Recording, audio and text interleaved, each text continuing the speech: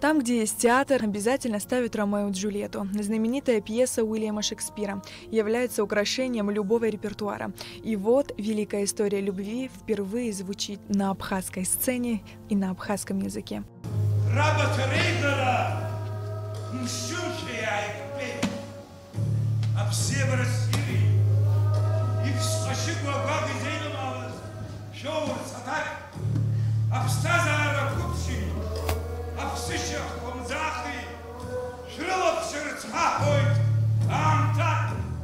Специально изготовленные для постановки декорации и музыка создают нужную атмосферу и переносят зрителей вместе с героями в итальянский город Верону, где разворачиваются основные события.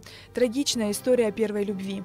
Настоящее чувство, не знающее границ. Чувство, которое не боится преград и предрассудков, делает главных героев сильнее, раскрывает их лучшие качества. Пьеса, которую предлагает абхазскому зрителю режиссер-постановщик Ад Гуркова, не совсем стандартна. У режиссера свой новый взгляд на произведение, но именно это и представляет особый интерес.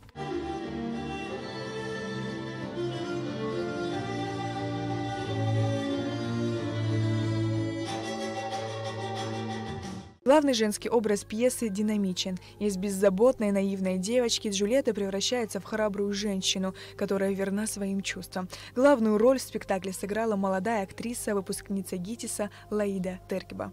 Я не выложилась на 100%. Я не дала то, что я могу дать. Самой Джульетты, может быть, не хватило, потому что у нее перемена настроения. То она мягкая, то она сумасшедшая, то она любит. У них вообще соревнования с Ромео, кто больше любит.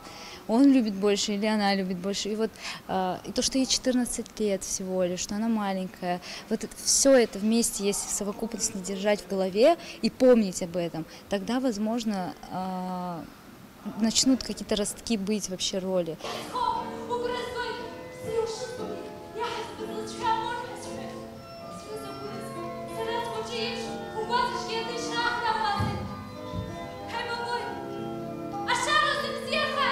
Главный герой – чувствительная натура, образ отчаянного романтика, храброго человека, который умеет любить.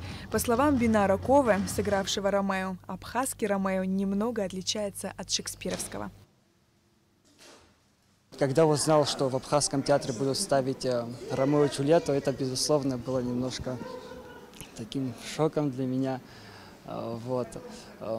Но я думал, что мне дадут роль либо Меркуцио, либо, там, не знаю, Тибальдо, но я никак не ожидал, что мне дадут роль Ромео. В данном спектакле он у нас более такой, безусловно, он влюбленный такой, но он еще такой у нас более